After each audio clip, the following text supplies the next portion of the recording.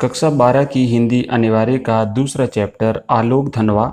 इनकी रचना है पतंग और ये इनके काव्य संग्रह दुनिया रोज बनती है से लिया गया है।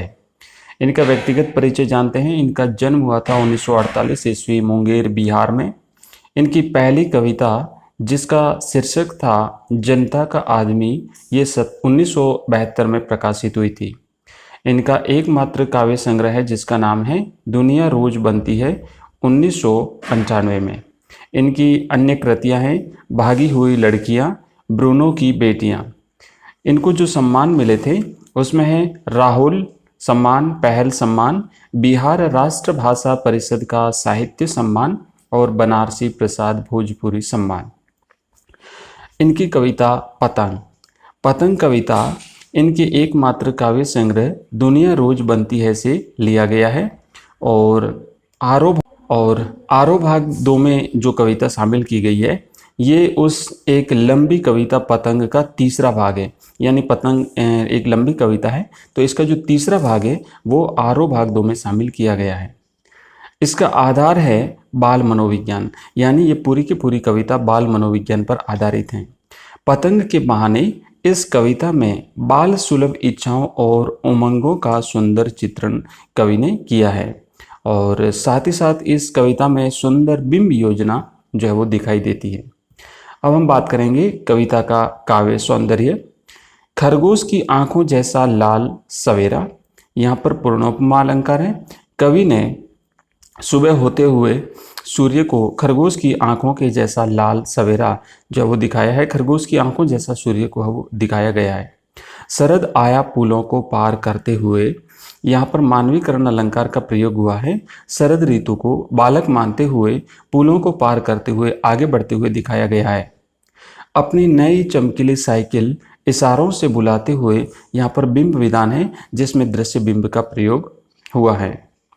जन्म से ही अपने साथ लाते हैं कपास, ये बच्चों के लिए कहा गया है। बच्चों की कोमलता को दर्शाने के लिए कवि ने यहाँ पर कहा है कि बच्चे जन्म से ही कोमल होते हैं, कपास के समान कोमल होते हैं। यहाँ पर लक्षणा शब्द शक्ति का प्रयोग हुआ है। दिशाओं को मृदंग की तरह बजाने का आशय है। आनंद आती रेख में चंचल हो उठना और समस्त दिशाओं में दौड़ना, इसलिए कहा है कवि ने कि समस्त दिशाओं को मृदंग की तरह बजाते हुए। अगली पंक्ति है, जब वे पैंग भरते हुए चले आते हैं डाल की तरह लचीले वेग से, यहाँ पर उपमा अलंकार है। पतंगों के साथ साथ वे भी उड़ रहे हैं। पतंगों के साथ साथ वे भी उड़ रहे हैं, वे भी बच्चों के लिए आया है जो बच्चे पतंग उड़ा रहे हैं। यहाँ पर रूढ़ि लक्षणा शब्द शक्ति का प्रयोग हुआ है। अब हम बात करेंगे बिंब विधान की। खरगोश की आंखों जैसा लाल, यहाँ पर स्थिर दृश्य बिंब है।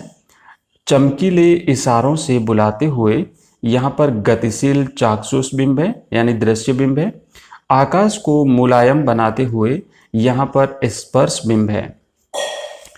तितलियों की नाजुक दुनिया के अर्थ के अंतर्गत बाल स्वभाव के कल्पना आलोक की छवि निर्धारण की अपूर्व व्यंजना यहाँ पर हुई है। साथ ही साथ इस पूरी कविता में पांचाली रीति का प्रयोग हुआ है और प्रसाद गुण है। काव्य के 3 गुणों में से जो प्रसाद गुण है उसको यहाँ पर कवि ने प्रयोग किया है। प्रसाद गुण की यहाँ पर व्यंजना हुई है। छतों को नरम बनाते हुए, दिशाओं को मृदंग की तरह बजाते हुए में कल्पना योग होने के कारण उत्प्रेक्षा अलंकार है। घंटी बजाते हुए जोर जोर से चमकीले इशारों से बुलाते हुए, इसमें विधान हुआ है बिंब विधान का। और अगली कुछ पंक्तियां हैं कि दुनिया की सबसे हल्की और रंगीन चीज उड़ सके। पतंग कविता में पंक्तियों में निहित व्यंग्यार्थ संकेत है वो है बाल कल्पना है। दिशाओं को मृदंग की तरह बजाना, यहाँ पर जो है कवि ने आनंद आती रेख, इस पंक्ति में जो है वो आनंद आती रेख का प्रयोग हुआ है।